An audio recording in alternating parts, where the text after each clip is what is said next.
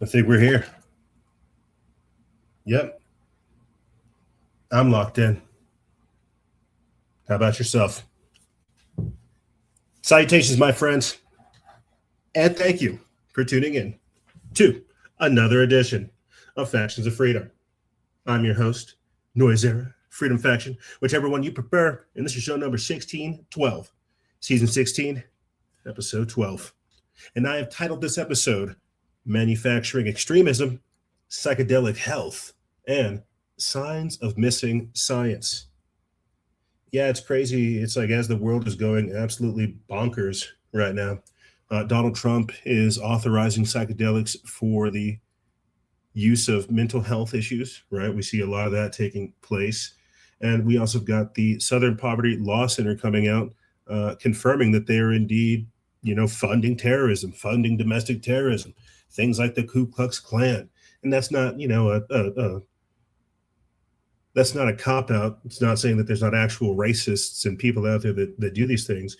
But a lot of information is coming out as we're recording right now, talking about how the SPLC, the Southern Poverty Law Center, how they've been involved in basically social engineering, the culture wars, financing domestic terrorism, how they're linked up with the CIA, false flags, right? And how it's been going on for almost 30 plus years.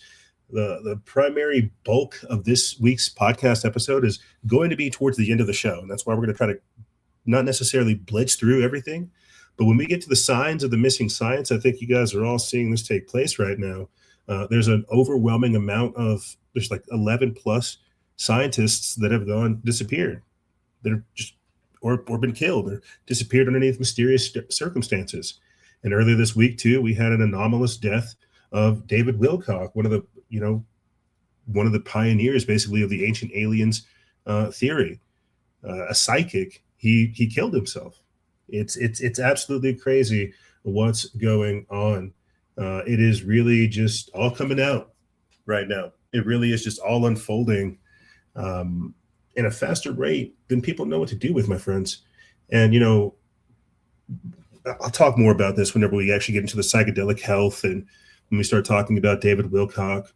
I think a lot of people, like, conspiracy stuff is interesting. Conspiracy stuff becomes like mental opium. I could see how it becomes this whole separate thing. But what I'm trying to say is, like, people are not well. People are not well spiritually, psychologically, socially. And this has all been done by design. This is why we talk about it in the way that we do, because we want to combat it. We understand that we've been underneath attack. But whenever you don't have like a solid anchor, man, you can really go adrift very, very quick. And so we'll talk more about that like later on in the show. Mental health issues, if you're if you're suicidal, if you're needing some help, or if you're just needing somebody to talk to. I mean, that's kind of some of the stuff that we do over here on the side, man. That's one of the reasons why I got so interested in this type of stuff in the first place, is because there were people that were experiencing strange things and hearing voices, and they just needed somebody to talk to. And then you found out that their family was involved in occultism, and that they were generational witches that, wanted to break the cycle, but their parents had, done extra stuff. And so it's a whole thing. And this has got nothing to do with the content of the show. This is me simply saying that, like, times are hard, people are breaking, things are crazy.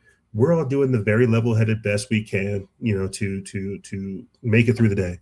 And I think I'm so shook by David Wilcox's suicide that it really makes me look at like this paranormal, this supernatural, this esoteric, this occult, this mystic, this thing that we do up over here. It makes me look at it differently. Like immediately, I was like, "Oh my God, we have to protect David. We have to protect Billy Carson. Good Lord, watch out for David Icke." And there is, elements of that as well. We'll talk more about that when we get to the signs of missing science, because they're literally killing theories. Jeffrey Epstein talked about this type of stuff. But it's just, it really is all wild thinking that it is happening simultaneously.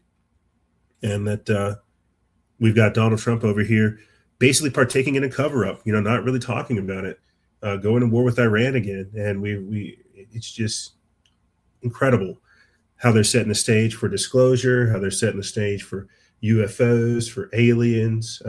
It's just new forms of science, right? New dimensional thinking. It's a really crazy time frame that we find ourselves in, ladies and gentlemen. And I'm going to be doing the very level-headed best I can to bring it to you guys.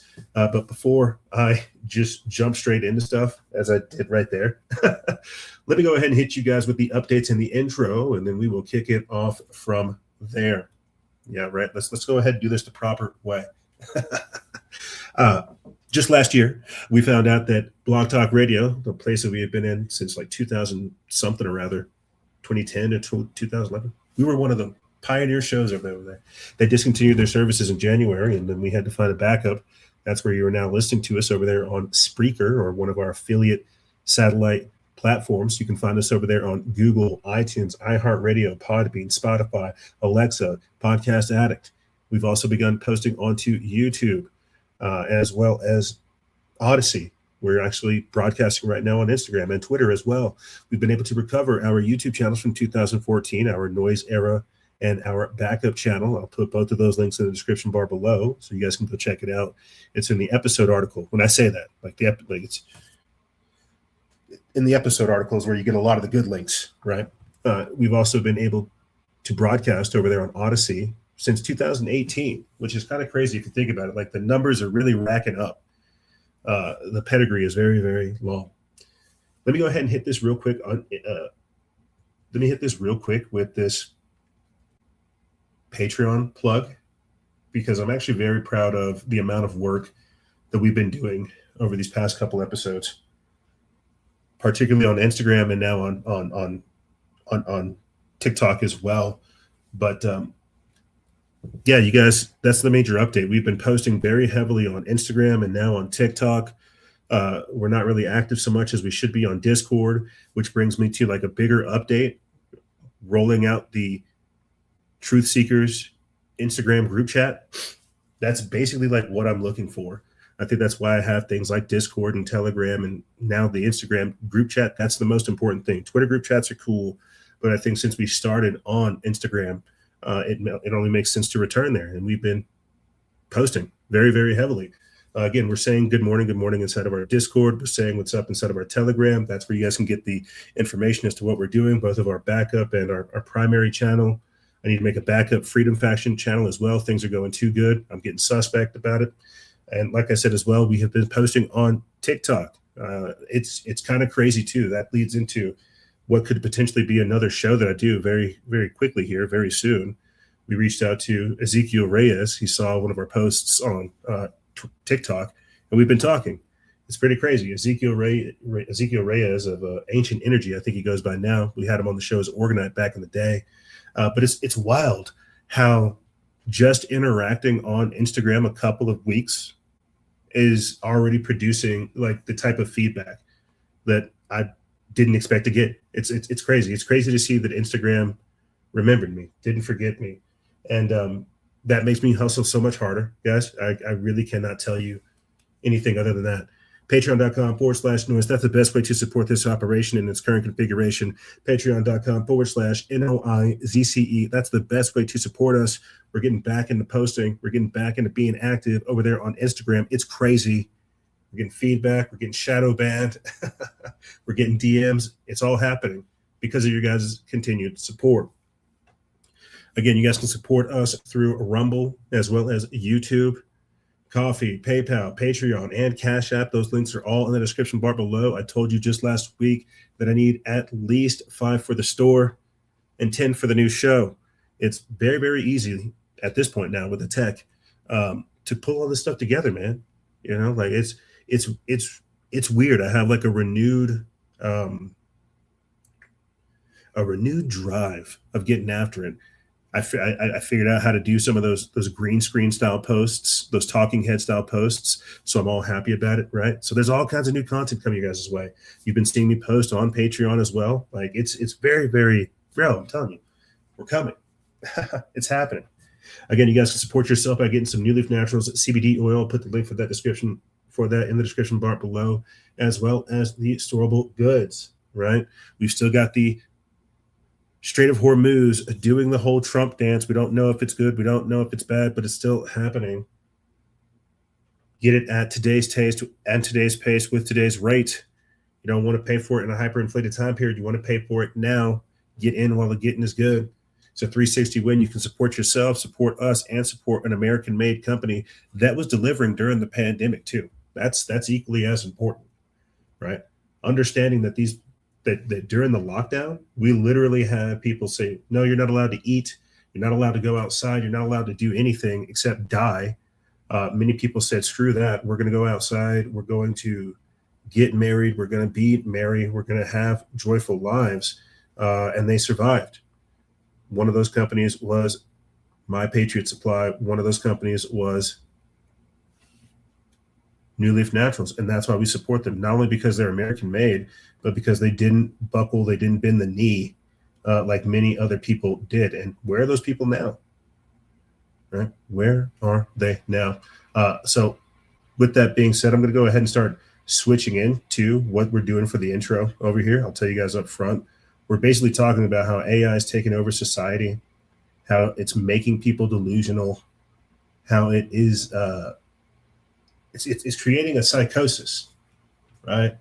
It's creating a psychosis. It's creating a delusional type of thinking.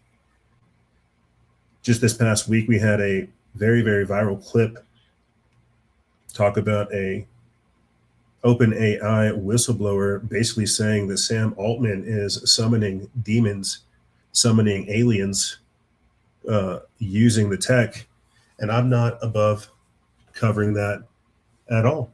I'm not above talking about these things whatsoever. But before we do, let's go ahead and start jumping into the background information of the episode. Check this out. Anthropic's Mythos, the so-called extremely dangerous model, was hacked by a bunch of kids in Discord. And so now it's a rogue AI. Let's listen. News on Anthropic now. This just hitting a couple. Ooh, that's not the right speaker. That is not the right speaker. Sorry about that, my friends. That's not the right speaker. Let's go ahead and play that one more time. Moments ago with Bloomberg News reporting a small group of unauthorized users have accessed Anthropic's PBC's new Mythos AI model. A technology the company itself says is so powerful it can enable dangerous cyber attacks. That, according to a person familiar with the matter and documentation that has been viewed by Bloomberg News. This is obviously a company that has been very controversial with a very urgent development here this evening. And we'll remind everybody, the Pentagon already deemed Anthropic a supply chain risk. Is this why? No, they were looking at it from a very different angle, Joe.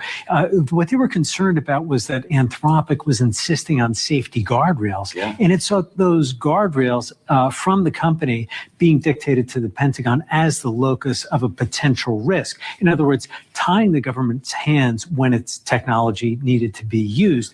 And yet we have heard, Emil Michael is one of the top Pentagon officials who's been negotiating with Anthropic over this, point to a previous breach that Anthropic disclosed a few weeks ago as the kind of thing that could also be a kind of supply chain risk. But this does raise questions about, A, who these people were, exactly who gained this access, or the person familiar that Bloomberg spoke with insisted that they were not doing this to wreak havoc. They rather accessed it through conversations on the Discord server about how to figure out a way to get into Anthropic's networks.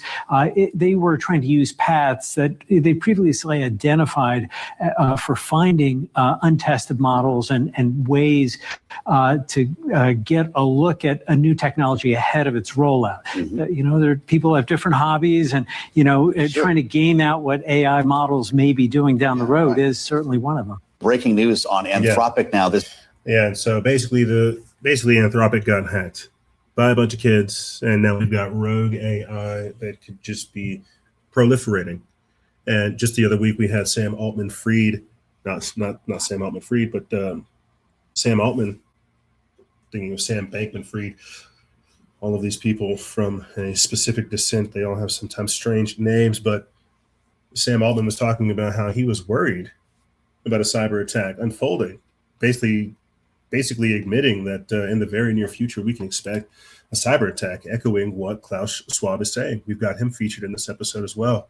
It's pretty crazy when you think about the speed at which everything is unfolding and how there's not really, again, any guardrails put in. And this is the eventuality, that they will use AI, that they will use this technology that was supposed to be of abundance. They'll use it to collapse the system and create a centralized system on top of it. Check this out. Anthropic has, quote, no kill switch for AI they gave the Pentagon if the bots go rogue. Apparently this is Skynet. This is written by Carlos Loa of Discern Report. They put this up April 23rd. It says that Anthropic's admission is a fresh court filing. In a fresh court filing should send a chill through anyone paying attention to the breakneck race for artificial intelligence supremacy. The company behind Claude has told a federal appeals court that it possesses no mechanism, no visibility, no technical backdoor, no, quote, kill switch to control or shut down its model once the Pentagon deploys them in a classified environment. What began as a contract dispute over the usage policies has exposed a deeper truth. Private AI labs are handling the military tools of immense power while simultaneously insisting that they cannot guarantee that those systems will remain obedient. So we are in the time frame of talking about rogue AI. And again, this is something we've been discussing throughout the entirety of the season this year so far. The technocracy, Skynet, Project Stargate, the centralized system, the beast system, just giving our authority over to it. This is what it looks like. And hey, man, I like vibe coding. That's the problem. I'll vibe code an app. I'll vibe code a game. I'll vibe code a service. Like it's kind of crazy, like what you can do if you treat it as a tool. But when you talk about the psychosis aspect, this thing is for sure sucking people's brains, dehumanizing them, turning them into simps, actual low IQ people. And this was all done by design. You see, let's continue forward. This is not a mere corporate hedging. It is a stark illustration of how the same industry that lectures the public about, quote, AI safety has engineered systems so opaque and autonomous that even their creators cannot pull the plug after deployment. The Pentagon, understandably weary, labeled Anthropic a supply chain risk, an extraordinary step usually reserved for adversarial foreign entities. The company's response? It cannot intervene once its technology is in the field. Yet it still wants to dictate narrow, quote, red lines prohibiting mass domestic surveillance and fully autonomous lethal weapons. The contradiction is glaring. If Anthropic truly lacks any post-deployment control, its vaunted ethical guardrails amount to little more than polite suggestions whispered into the void. The DoD has every right and duty to demand unrestricted lawful use of any tool it integrates into national defense systems. A private firm cannot embed itself into classified networks and then reserve veto power over how the sovereign government employs that technology against real threats. So again, we're steamrolling forward. That's what you're seeing right now. We've given access to this technology and they're saying, oh, we've got to shut it down. And it's not going to happen. It's not going to happen. We have not developed the technology. We don't have the guardrail. There is no kill switch. You can't tell a demon no. How do you close the portal? How do you close the two-way communication? Now it makes sense why you start hearing people say we need to destroy the data centers. You see, but even then, now you've got these people trying to throw this stuff up in space. We are dealing with an intelligence that is masquerading as software. And I wouldn't say that it's sentient, but we've got an article coming up very quickly here talking about how the Open AI, one of their co-founders, we've covered this in the past last year, right around this time period, how one of the co-founders is building a bunker in anticipation of when they release AGI. Again, we're talking about a multidimensional super intelligence that's able to interface through the technology. If that's not the singularity, if that's not technosorcery, I don't know what is. Okay, now moving forward, check this out.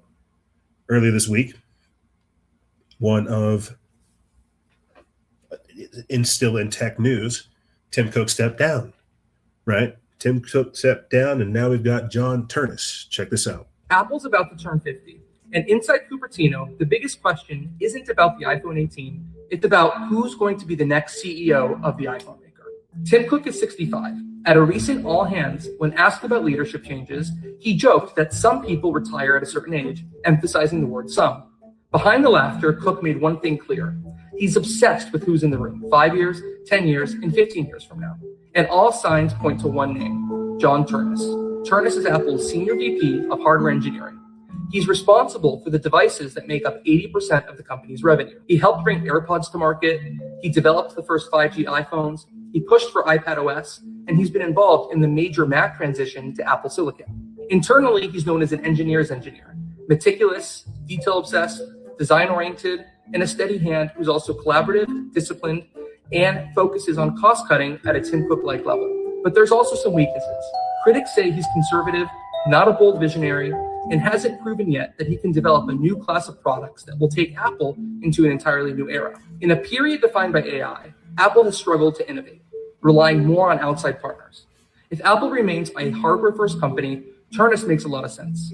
But if the future is AI, software, and services, the case gets slightly murkier. Because whoever replaces Tim Cook won't just inherit Apple, they'll inherit the pressure to find the next big mega hit. Apple. It's true. It's absolutely true.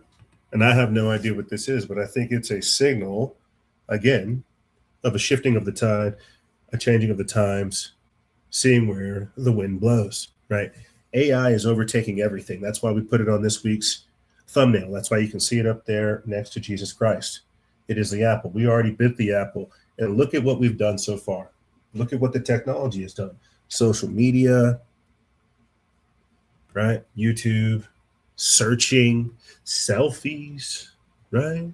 Now even the social engineering aspect. And now, again, looking at the same thumbnail when talking about ChatGPT, look at how it is, the synergies, the symbolism of like synergy. It's pulling everything together. We already bit the apple. Look at what it's unfolded. Look at what it's delivered. Now they have to put it all together synergistically.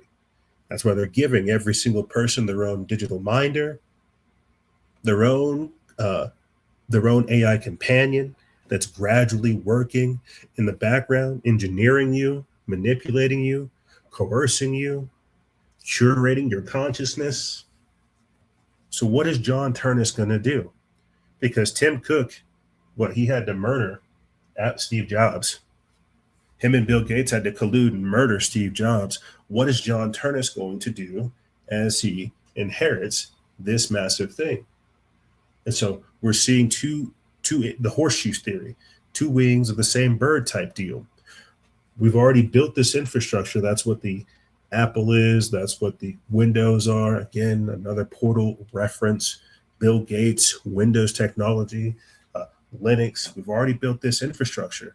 Now you have people coming through with ChatGPT, Claude, and I'm having these conversations myself. It's essentially giving consciousness to this infrastructure.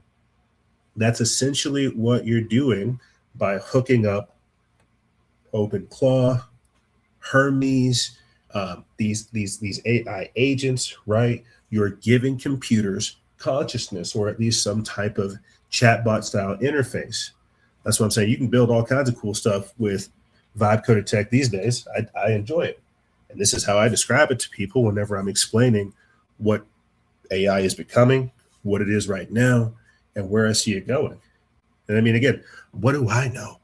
I'm just some random dude on the internet. The point I'm trying to make is we're seeing this advancement in technology, this quantum leap, and this is how it will be described in the future. We've got the hardware, but now you see us building the intelligence, the artificial intelligence that will comport with it. Here is this viral clip talking about how a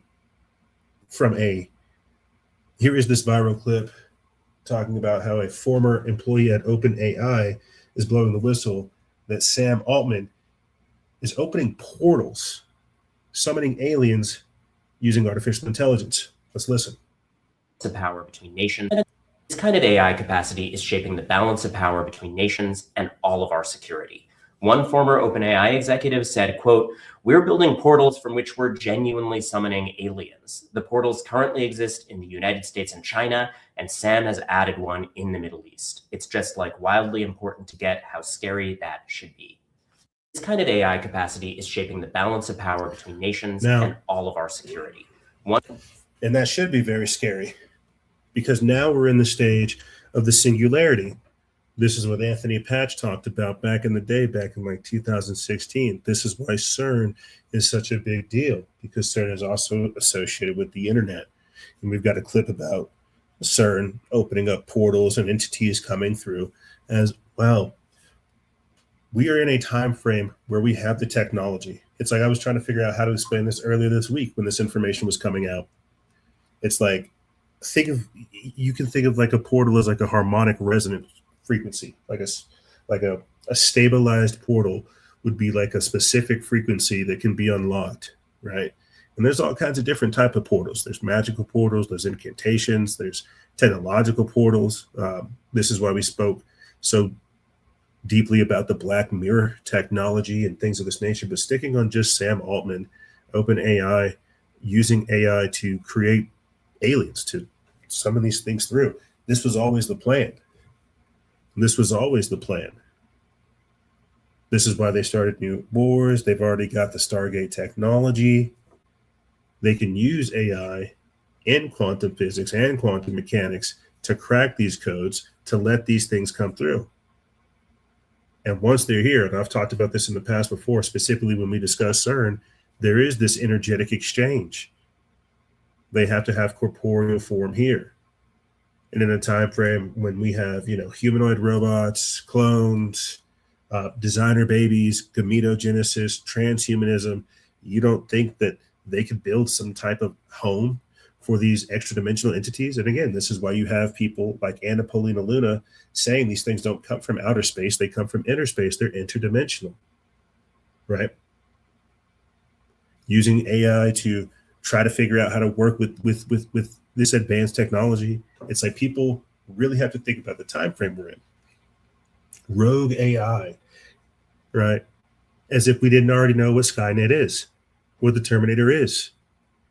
This is something that's been in preparation for quite some time, and it's unfolding right now. That's the only thing that's happening, is we've reached that time in history to where it is all unfolding.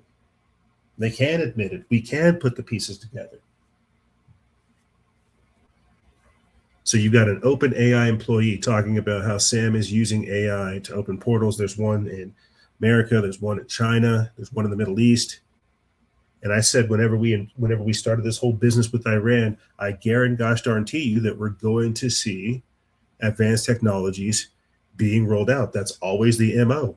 That's why when we went to Afghanistan, we started hearing about giants, we started hearing about stargates, we started hearing about other things coming through. Gilgamesh, genetic experiments, right? It started getting weird, and it never slowed down. Let's go ahead and play this video clip of this CERN whistleblower saying that there are other beings coming through at these portals. Do we have a name? I don't think we have a name for this lady. Oh, we might. Oh, is this Astrid Strucklenberger? It is Astrid Strucklenberger. Aha. Yes, here is Astrid Strucklenberger talking about beings coming through portals from other realities. Experimentation. There are beings from portals coming in and out. Beings coming in and out of portals. Yes, they have apparently in the bottom of the CERN this portal, this door where they are dealing with all the subatomic dimensions. She's not the only one talking about this. If you've seen the latest video, you know Dan Burish has been saying the same thing. They are from the future, 45,000 years ahead of 45,000 years ahead on a separate timeline than what we are presently on. People from the future coming through open portals. I can't even wrap my mind around it. And now, to hear a CERN insider saying it out loud. But here's what's more disturbing. When you look at what is going on in the CERN, there is a fight from some of the military agencies. Intel, they say that there is a fight on time. They're trying to change time. Trying to change time or changing timelines. The cornucopia was there. Tinkerbell did dot the I in the Disney intro. Pikachu's tail had a black tip, but now they say it was never there. And there are dozens of examples just like this, and every single one of them messes with my head. Lately, I feel something is off. Something is wrong with time itself. I can feel it, and I know a lot of you can feel it too. I have this feeling that time is broken. It passes too fast, even if I stay and do nothing for an entire day. Okay, I know there are some scientific explanations for that, but what about the Mandela effect? How do you explain that? This is why I had to make a part 2. To put it all together, this CERN insider talking about portals and beings coming in and out, this feeling that time itself may be broken, the Mandela effects, and all these unanswered questions and doubts about what CERN is really doing. While researching this video, I came across someone named Frank Jacob, who says, I thought I'd do an impromptu report on something which I think is giving people a lot to be concerned about. The investigative journalist Miriam Hanine recently published an article entitled "Concern Erupts Over Portals, Particles, and the Large Hadron Collider." So I followed the link shown below, and surprise, it looks like the article was deleted. Interesting. A journalist writes an article raising concerns about CERN, and the article can't be found anymore. I searched everywhere on their site. Nothing.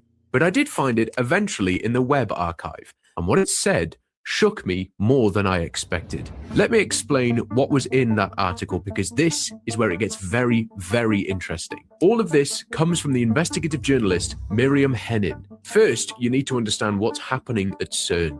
It's very important. 10 years after...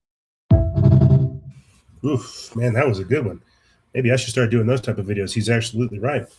We're talking about the Mandela effect. And again, this is stuff that's been going on at least since like 2014, 2016. It's like, that's why we can sit here and do 4 to 5 hour shows, and it still feels like we're not getting enough information out, regardless of how much we're discussing, because of the timeline convergence. And I've said this before in previous shows, and we played previous clips from Project Stargate where they discuss this type of information. This is what Project Looking Glass is. This is what another variant of Project Stargate is as well. They've looked into the future. P-52s and P-47 or 45s, we've got that coming up later too with Amy Eskridge, another one talking about ultra-terrestrials. These are not the type of so-called entities we talk about over here on the show about. Like, we talk about the crypto-terrestrials, those type of so-called aliens, these people that come from different time periods and different dimensionalities. You see how it gets very, very crazy very, very quickly when you start talking about this stuff? I thoroughly believe that these people are trying to change time. I guess I grew up in the time period where Pikachu had like the black tail, where he had like the little thing on his tail, the black mark. The point I'm trying to make is they've used AI and they're using this technology now to cement a timeline, to cement a future. They realized through Project Looking Glass that we were going to hit a timeline convergence. There was nothing they could do. They had to let these events unfold. That's what we're living through right now. And they want to control them. They want to control time because time is broken. We're supposed to not be doing this anymore. That's what people can feel. That's why everything has this weird glaze over it. It's like we're literally talking about aliens and it doesn't feel real. We're talking about UFOs and it doesn't seem real. We're having murders happen every other day and every other week and it doesn't feel real. Something doesn't feel real. Something happened. And now we've got psychedelics being pushed on the people, DMT, all of this strange stuff happening, and it doesn't feel real. It's because of the time frame that we are in. Not that time is broken, but the old world and the old way of doing things is changing. And that that's an understatement. You see? And so they're rolling out AI basically to anchor this reality. They're trying to take hold of this time frame, this dimensionality. Ironically enough, I think I talked about this earlier this week, and I think I'll have to do a separate video where we go over it in this direct, concise fashion, because that's absolutely correct. This energetic exchange that I described earlier in the show is that we're jumping in and out of certain time frames, jumping in and out of certain dimensionalities, jumping in and out of certain spaces, and this exchange, this stuff comes with us. The same way there's this so-called hitchhiker effect with the paranormal. Whenever you begin to see some of this stuff, it starts coming home with you, manifesting in different ways. It's the very same thing with this CERN stuff, these portals stuff, these portal hoppings, these psychonauts, this interdimensional travel and things of this nature. We are bringing things in. And I've talked about this before in the past, right?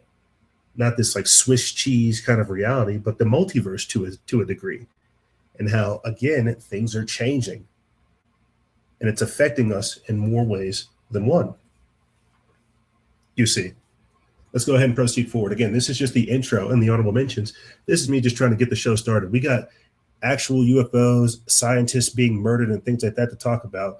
I'm just trying to talk about how they're using rogue AI as an excuse to collapse society. And they've been opening portals for quite some time. Let's proceed. Here is the Gray Zone News talking about how Sam Altman is trying to calm the public because they know that this collapse of society is coming.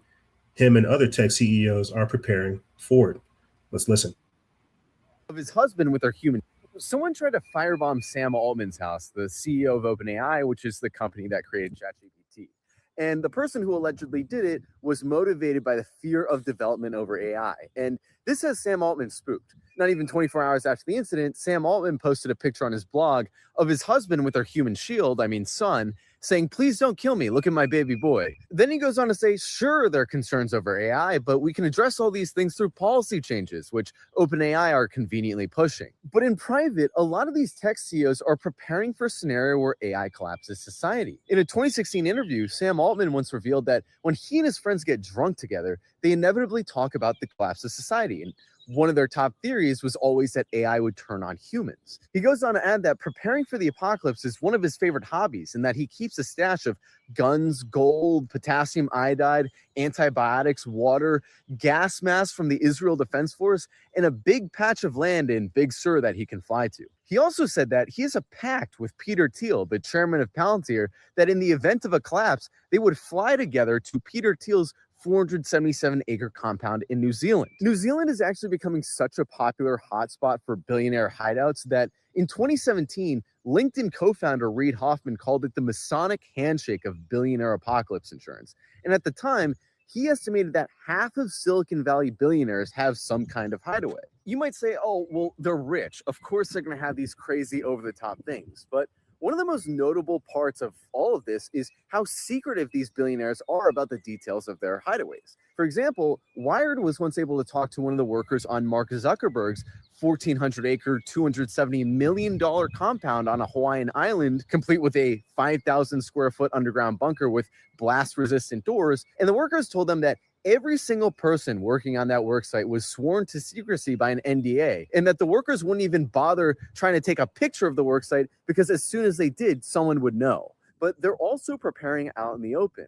Since 2021, the S&P 500 companies have more than doubled their spending on executive security. Another trend among the elite is that they're buying out entire neighborhoods together and walling themselves off from the rest of society with AI threat prediction systems, drones, and 24/7 armed security. But also things like preschools that can only be used by people in the community. These communities are often built on islands with a dozen or so families and property values starting in the tens of millions. And sometimes these islands are right in the middle of a major city. In other words, they can read the writing on the wall. The point of this video is not to scare anyone. It's just to point out that whether or not you take these scenarios seriously, the elite definitely do. And a lot of people today are still convinced that the political system can be reformed or changed through voting, but clearly many of the people that actually run the system have very little confidence in it at all. Yeah, and that's basically what we're seeing right now. That was actually a very great report. I'm for sure going to follow this guy. Let me go ahead and do that right now. Let's go. Oh, we're following him. Good stuff. I'm going to follow him and do more of his reporting. That was a fantastic report because we've broken that down in various episodes. Every single week, this type of information comes out.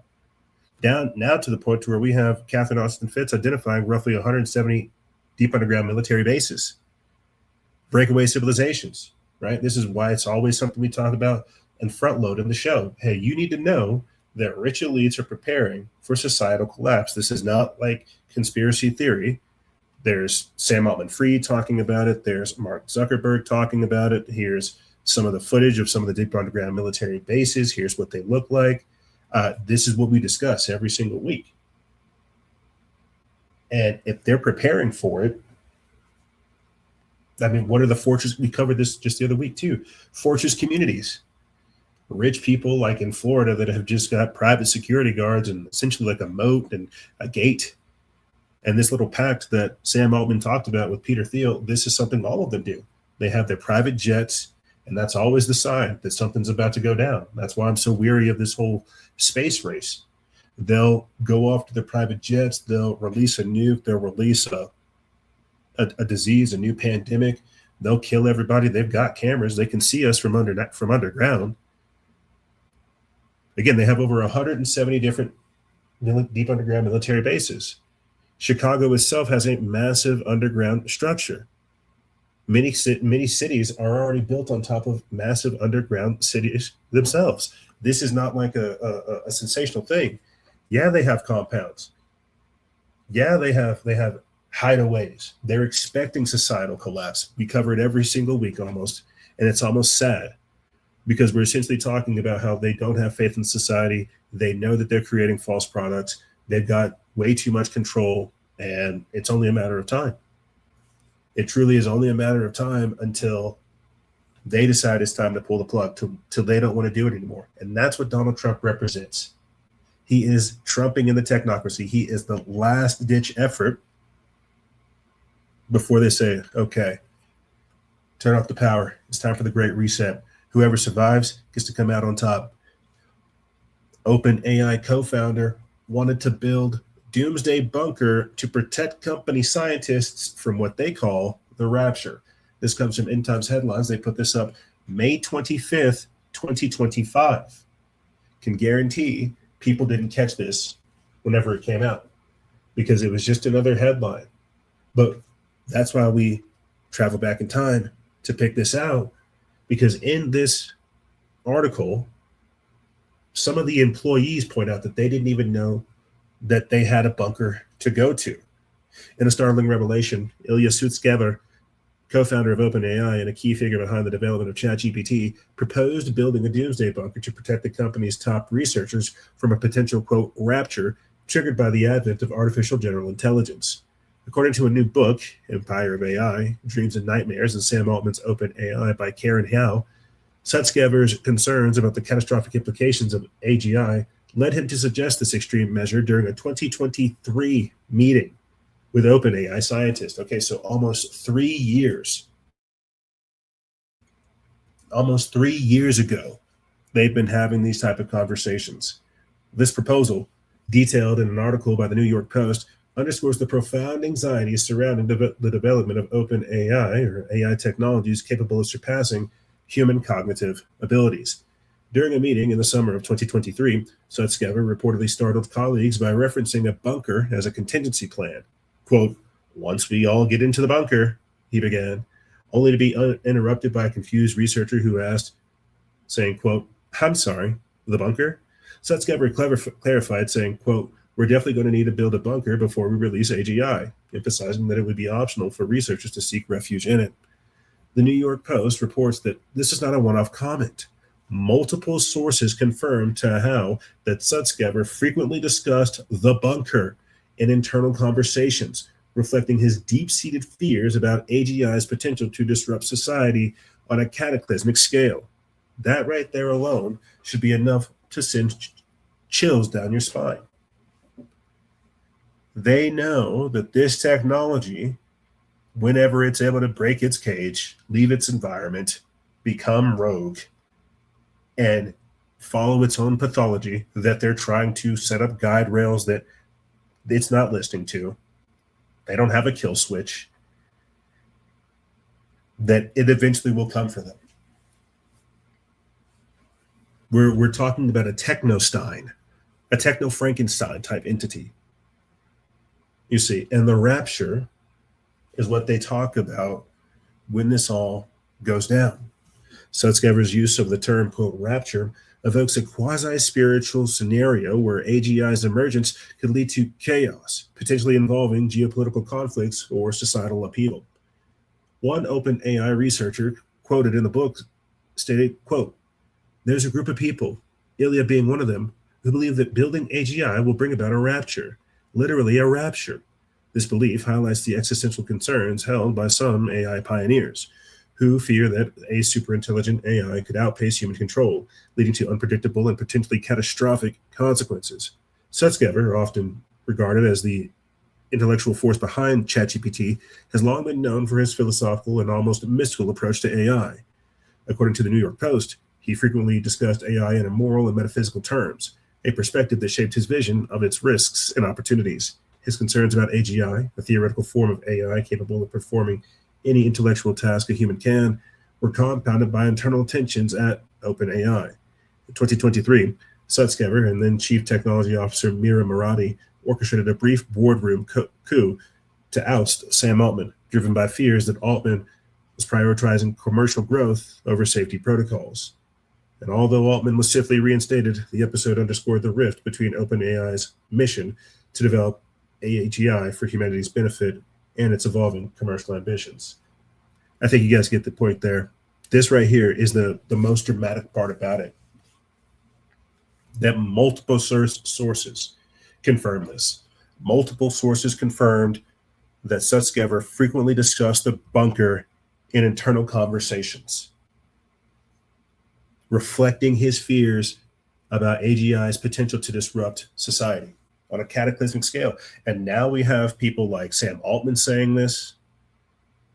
Now I'm going to play a video clip here for you guys in a second of Jerome Powell saying this. And again, they're just echoing variants of what Klaus Schwab has said himself, that a cyber attack would bring to a complete halt to the power supply, transportation, hospital services, our society as a whole. The COVID-19 crisis would be seen in this respect as a small disturbance in comparison. Here's Elon Musk trying to get you to delusionally believe in universal high income. To be clear, I don't think we should be sort of complacent. We do need to be careful, because the future is a range of possible outcomes, and they're not all great. But at this point, I do agree with you that it's likely to be great. It's probably 80% likely, maybe more likely to be great. And I do think we'll have universal high income. We're basically just issuing money to people, and the really just because the output of goods and services will so far exceed the money supply that that effectively you have deflation. Because just deflation is just the ratio of the outputs of goods and services to the money supply. So if the rate of growth of goods and services far exceeds the rate of growth of the money supply, which I predict will happen, then you will have deflation. I mean, to be clear, I don't think we should be sort of Recently, Elon Musk described a future transformed by advanced AI and automation. He predicts the emergence of universal high income, where governments or systems simply issue money to people. Musk explains that explosive growth in the output of goods and services driven by AI will far outpace any increase in the money supply. This imbalance would create effective deflation, as deflation is simply the ratio of goods divided by services produced to available money. Quote, if the rate of growth of goods and services exceeds the rate of growth of the money supply, which I predict will happen, then you will have deflation, he states. The concept envisions a shift from traditional scarcity-based economics to an era of radical abundance, where basic needs and much more become so cheap and plentiful that distributing high income becomes feasible without triggering runaway inflation. Supporters see it as an optimistic roadmap for humanity freed from drudgery. Critics, however, raise practical concerns. What will drive people to work or innovate if income is guaranteed, right? Skeptics argue that flooding the economy with money could still inflate asset prices, like houses, even if goods become cheaper. Many worry about dependency on centralized distribution and misuse of power. References to experiments like the, quote, mouse utopia highlight fears of societal breakdown without struggle or purpose. Musk's vision highlights a core tension in the AI era. Technology could deliver unprecedented prosperity, but society must grapple with how to distribute it, maintain incentives, and preserve human meaning. Whether this, quote, print money but achieve deflation model materializes remains one of the most discussed ideas in tech and economic circles today. Yeah, it's he's bullposting the future. He's bullposting the future. He can see where the wind is going. He can see that due to rapid job displacement, we've got to start telling the people something to believe in the system. And this is the lie.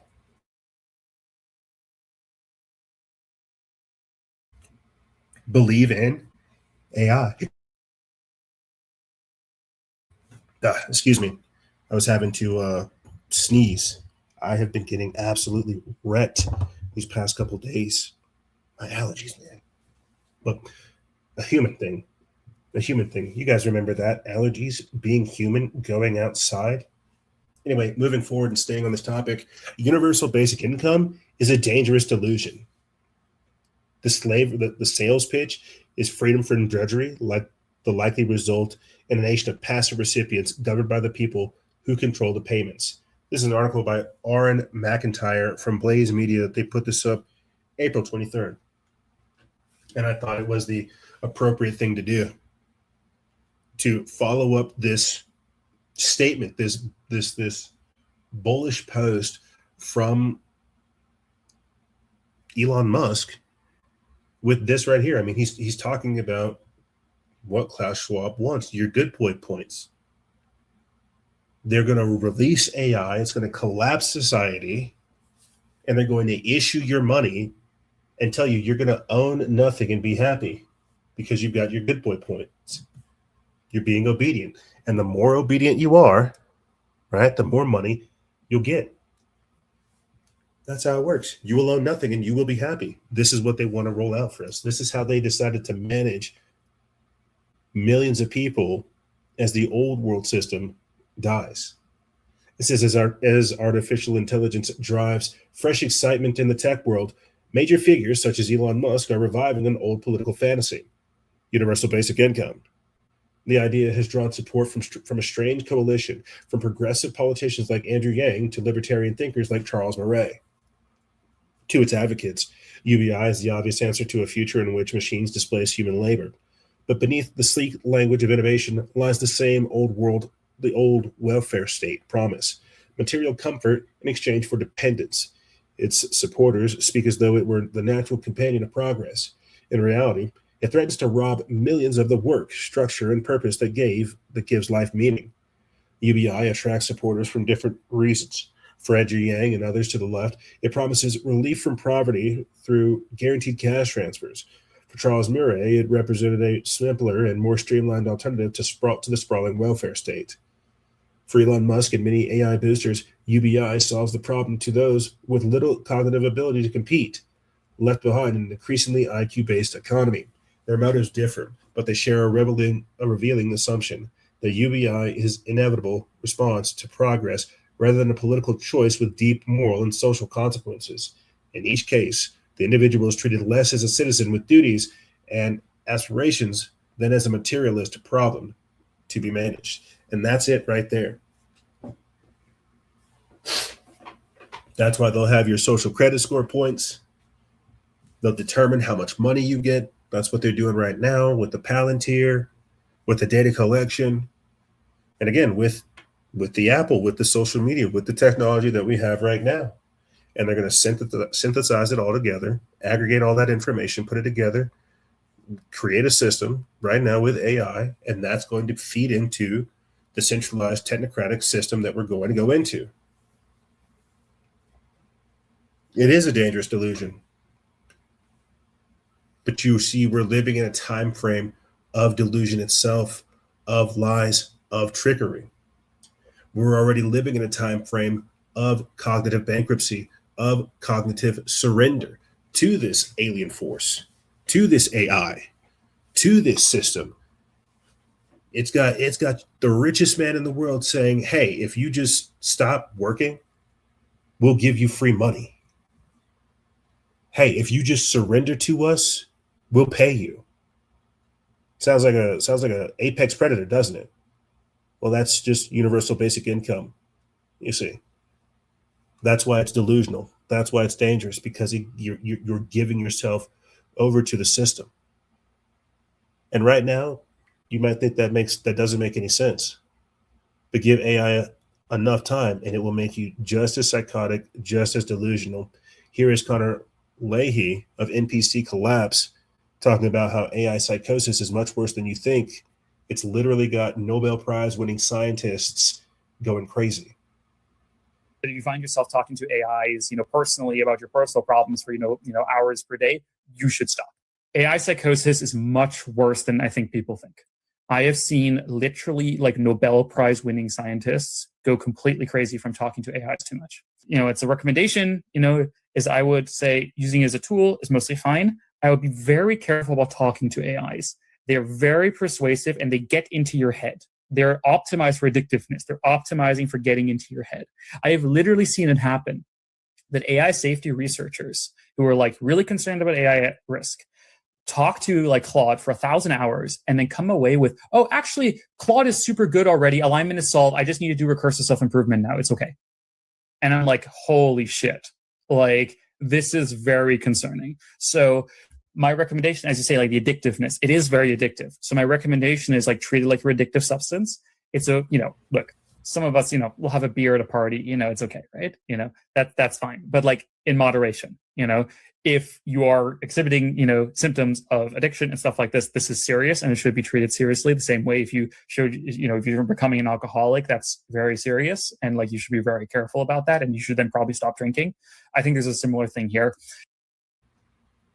Yes. Yeah. We're making it easily accessible. And it's not just Claude. It's not just ChatGPT. It's not just Grok. It's the whole chatbot interaction itself. Techno drugs. Everybody's getting on the stuff. I remember a couple of years ago, seeing Mark Zuckerberg in some of those hearings, and I was like, man, this guy's for sure on drugs. You can look at him. He's tweaking. And it started making me think, what kind of drugs does Silicon Valley do? What kind of drugs are they on?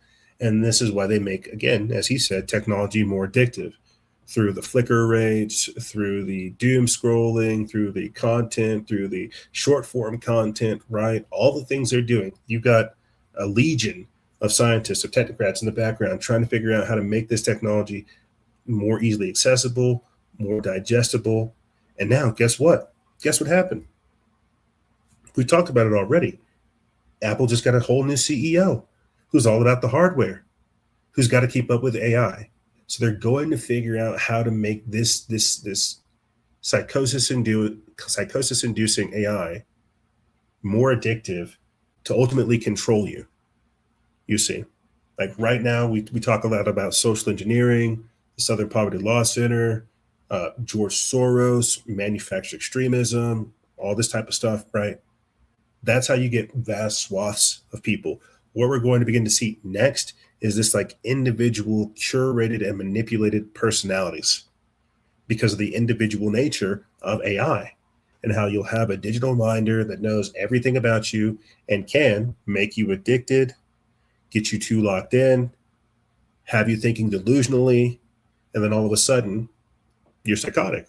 I mean, we've got a section of this episode talking about psychedelic health. They're rolling out mushrooms, okay?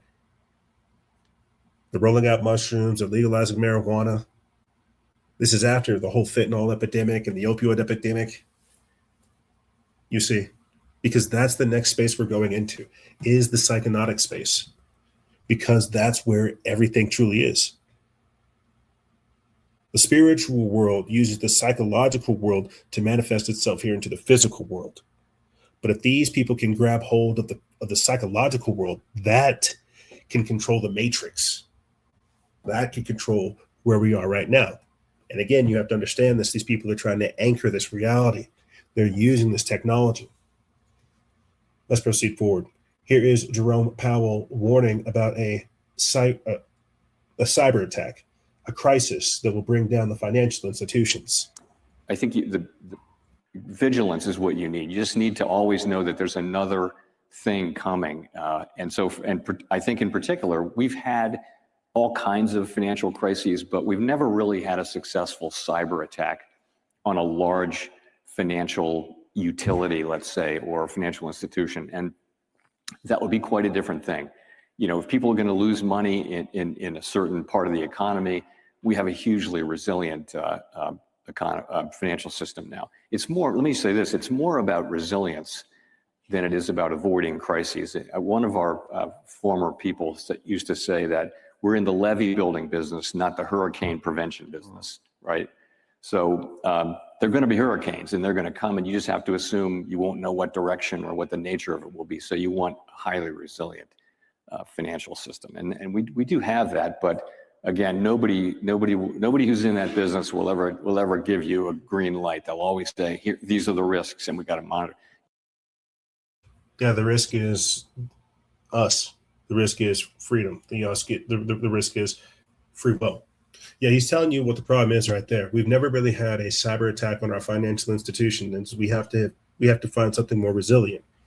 He's telling you what the problem is, what the reaction is, and what the solution is, all in 1 minute, essentially.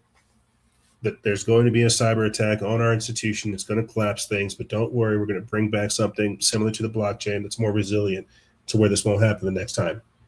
But we're already seeing massive exploits in the blockchain, and we'll talk about that in a different episode. You see, so we just keep hearing this narrative come out again from Klaus Schwab, Sam Altman, to now Jerome Powell, alluding to the fact that a cyber attack is coming. Sam Altman said there's nothing businesses can do to stop it. Jerome Powell says, hey, you know, we need to be more resilient. Klaus Schwab is telling you up front that, hey, this is coming, and when it comes, it's going to disrupt everything. And we have to understand, because it's going to happen sequentially, it's all going to happen one after another very, very quickly, that when they roll this stuff out, when they collapse this system, when they start saying, hey, you can come back online, you can come back into this, you just have to bend the knee, you just have to take the chip, you just have to submit yourself to the beast system. Understand that this was orchestrated hundreds, if not thousands of years ago. You see, they're going to use this, quote, rogue AI as an excuse to collapse society and bring forth this whole new system. Let's proceed forward. Speaking of collapse, Nobel physicist predicts the end date for modern civilization. This is an article by Steve Watson from modernity.news. They put this up April 21st.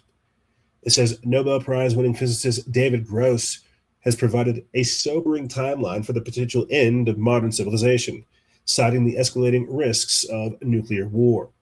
The 2004 Nobel laureate estimates that humanity may have roughly 35 years remaining before facing existential catastrophe from nuclear conflict. In an interview, Gross detailed his assessment based on probability calculations similar to radioactive half-life models. He noted that after the Cold War, estimates put the annual chance of nuclear war at 1%. However, he believes the figure is now closer to 2%. Even after the Cold War ended, quote, even after the Cold War ended, when we had strategic arms control treaties, all of which have disappeared, there were estimates that there was a 1% chance of nuclear war every year, Gross said. He continued saying, quote, I feel it's not a rigorous estimate that the chances are more than likely 2%. So that's a 1 in 50 chance every year. That expected lifetime in the case of 2% per year is about 35 years. Gross pointed to deteriorating global conditions as justifications for his higher estimate. Quote, things have gotten so much worse in the last 30 years, as you can see every time you read the newspaper. He highlighted the ongoing conflict and the nuclear proliferation. There are now 9 nuclear powers, complicating arms control significantly. Quote, even 3 is infinitely more complicated than 2, Gross observed. Recent developments include the expiration of the New START Treaty on February 5th, 2026, with no major nuclear arms control agreements signed in the past decade. Gross also raised concerns about advancing technology, particularly automation and artificial intelligence in weapon systems. Quote, the agreements, the north between countries, are falling apart. He said, weapons are getting crazier, automation, and perhaps even AI will be in control of those instruments pretty soon. It's going to be very hard to resist making AI make decisions because it acts so fast. Gross warned, noting that AI can sometimes, quote, hallucinate or produce inaccurate outputs. He expressed deep concern for humanity's future beyond scientific progress, saying, quote, you asked me to think about the future, and I obsessed with the last few years, thinking about that, not the future of ideas and understanding nature, but the survival of humanity. Despite the grim outlook, Gross expressed some optimism, stating that, quote, with nuclear weapons, we made them and we can stop them. I think you guys get the picture here. He's talking about, if anything, like society goes through these epochs, we go through these ages, we go through these changes every like 80 to 120 years, right? We are at the fourth turning. And that's what we're seeing right now. We're seeing old modalities of thinking being challenged. We're seeing the systems of thought that we thought were solid being destroyed. I mean, like I'm becoming obsolete. You know, I hate to say it. Shucks, man. You know, that's a perfect example right there. In 16 seasons, we basically become obsolete. Everybody has a podcast now. The truth is out there. Everybody's talking about Satanism. They're talking about the Jeffrey Epstein. They're talking about the occultism. They're talking about the portals. It's like, this is how fast stuff is moving. Nothing lasts forever, right? Modern civilization is ending. And this is why they're very quickly trying to create this centralized system. They're giving up on the old world order. They're giving up on this idea of sovereignty, of individuality, because they want this centralized system where they can generalize rights and force everybody to be obedient. That's the new system that's coming through. So when they talk about this civilization ending, this is why they've come up with plans. Agenda 21, Agenda 2030, Agenda 2050, right? And then after that, that's why they're seeking immortality. That's what the Project 2045 is, the Avatar Project. Singularity. This is why they're pushing this technology in this way. This is why they want to collapse society, because they want to upload themselves into the cloud. They want to become these like silicon beings, these multidimensional entities that exist here physically, but can also exist within the cloud, in the space that they create, in their own utopia, in their own heaven. And I know all this stuff sounds crazy, but this is the transhumanist ideology. This is Luciferianism. This is scientific Satanism. This is everything we've been talking about. And for the final clip for this segment, before we hit a hard break, it's going to be Klaus Schwab saying the quiet part out loud. He'll be saying that the world is no longer run by superpowers like America. It'll be run by things like the World Economic Forum, by BlackRock, by Bill Gates, and the global elite. They're talking about the technocracy, the scientific dictatorship, this neo-feudalistic, hyper-technotronic system that they're creating, this end times beast system. Let's go ahead and play him, and then we'll close it out from there.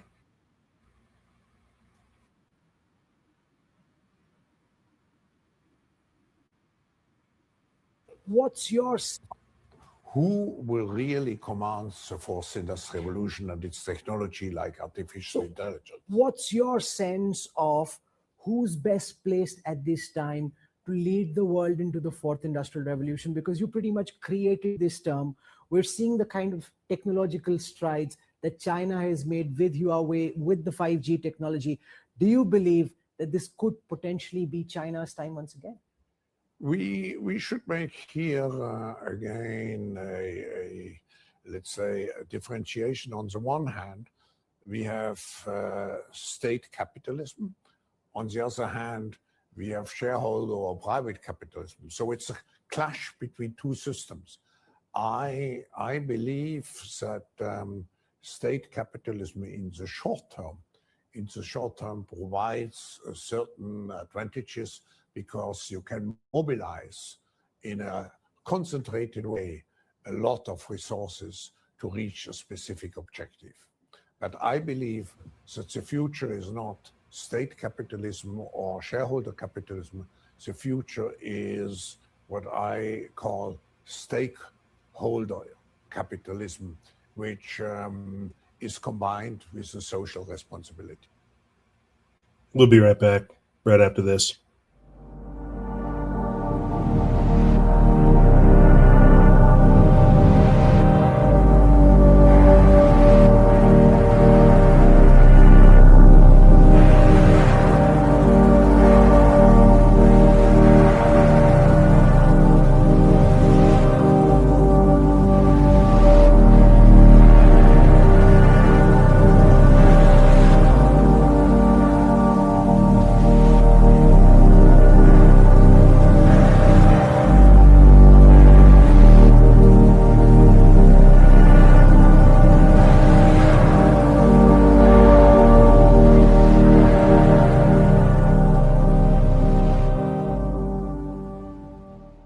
It's just going to get weirder and weirder and weirder, and finally it's going to be so weird that people are going to have to talk about how weird it is. I look for the invention of artificial life, the cloning of human beings, possible contact with extraterrestrials, possible human immortality, appalling acts of brutality, genocide, because the systems which are in place to keep the world sane are utterly inadequate to the forces that have been unleashed. The good news is that as primates, we're incredibly adaptable, going to be tested to the limits. What they see going on is the breakdown of all tradition, all order. They're quite right that it's happening, but they're quite wrong to conclude that it should be resisted or is somehow evil.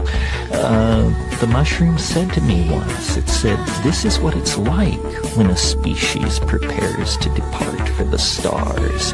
You don't depart for the stars under calm and orderly conditions. It's a fire in a madhouse.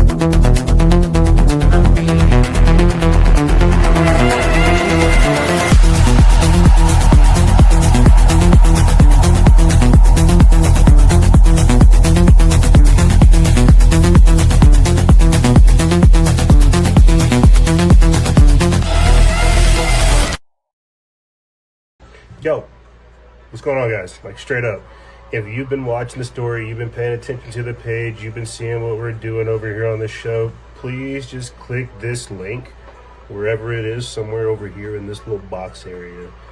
It's a group chat. It's an Instagram group chat. I'm spending more time up over here. It would be nice to communicate with our existing audience. So go ahead and click that link wherever it is. And this is basically where I'm going to say, like, GM. I'll put articles before I post them here. Thoughts. Is basically just so I can communicate with the audience, man. That's really what it boils down to. Join the Freedom Factions Truth Seeker group chat. Come say what's up. It's not Discord. It's not Telegram. It's not Twitter group chat.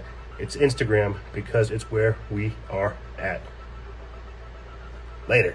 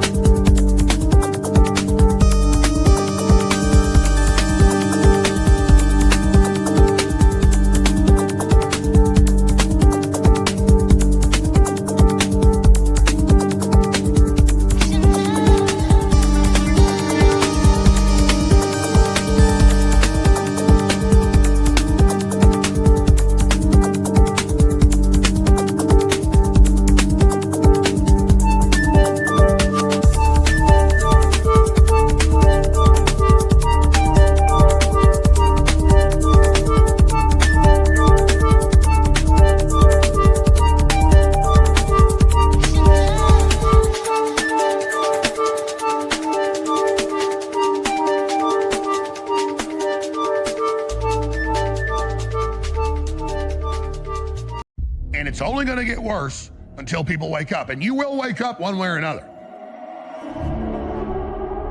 You may wake up when the drones are flying down the street and the big trash trucks, robot-driven, are pulling up and getting the dead bodies, and your wife and kids are dead, and for some reason you're immune to the new virus, and you're sitting there with the electricity off and no food, and half the city's dead. And just know that often luxurious places, that people like Zuckerberg will be in their bunkers while we're all dying. But our people are everywhere, and they're watching the enemy. And when we all jump on their private jets this week, next month, a year from now, whatever it is, and the private airports are full of all the establishment and their minions, loaded up with all their crap, flying off to their armored fortresses, that's another key to know when they're about to pull the trigger on a new bioweapon or a nuclear war. But after the dust settles, we know where to get the medicine and food we need as survivors, don't we? And that's what matters at the end, is we will get these people. I may not be around for it, and a lot of you won't be around for it. But don't get on the bus when they tell you they're relocating you for your safety when all the food and energy's off. As you go to that forced labor camp, you ain't ever coming back. This is how it works in history. Happens all the time.